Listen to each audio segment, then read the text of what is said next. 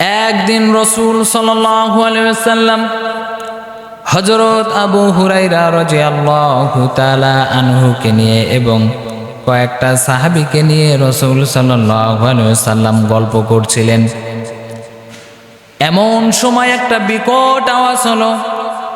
সাহাবীরা জিজ্ঞেস করলেন, ইয়া রাসূলুল্লাহ, ইয়া হাবিবাল্লাহ, এই যে বিকট একটা আওয়াজ হলো, এইটা কিসের আওয়াজ?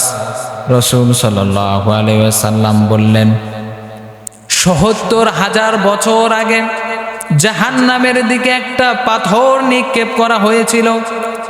৭০,০০০ বছর পর ওই পাথরটা জাহান্নামে পড়লেন।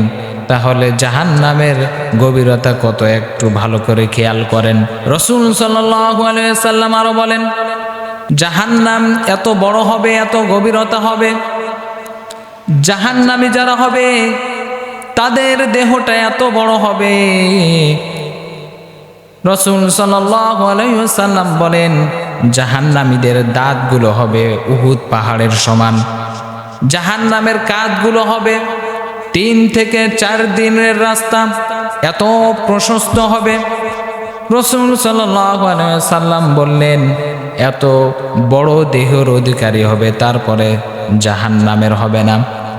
আল্লাহ তাআলা বলবেন, জাহান্নাম রে, তুই কি পরিপূর্ণ হয়ে গিয়েছিস নাকি? জাহান্নাম আল্লাহ তাআলাকে বলবেন, আল্লাহ আমারও তো কিছু মনে হচ্ছে না, আরো যদি থাকে আরো দেন, আরো যদি থাকে আরো দেন, আরো আমার লাগবে, আরো চাই, কতগুলো আছে আমাকে দেন। শেষ পর্যন্ত আল্লাহ তাআলা নিজের পায়ের পাতা যখন জাহান্নামে দিবেন, জাহান্নাম কেঁদে কেঁদে বলবেন, আল্লাহ গো, আমার জায়গা নাই, দয়া করে আপনার পাটা তুলে নিন। সেজন্য মহান রব্বুল আলামিন কুরআনুল কারীমের মধ্যে বলেন, ইন্নাল্লাযীনা আমানু ওয়া আমিলুস সলিহাত ওয়া আমিলুস সলিহাত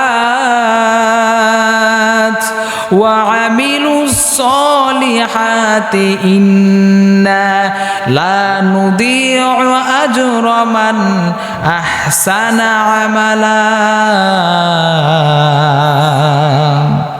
মহান রব্বুল আলামিন বলেন, যারা বিশ্বাসী এবং যারা সৎ কাজ করে তাদেরকে আমি পুরস্কৃত করব। যারা সৎ কাজ করে, যারা ভালো কাজ করে, তাদের কর্মফল আমি দিব, তাদের কর্মফল আমি নষ্ট করব না। সেজন্য পৃথিবীতে যতদিন আমরা বেঁচে আছি সব সময় বিশ্বাস রাখবো আল্লাহর উপর এবং সৎ কাজ সর্বদা আমরা করার চেষ্টা করব ইনশাআল্লাহ।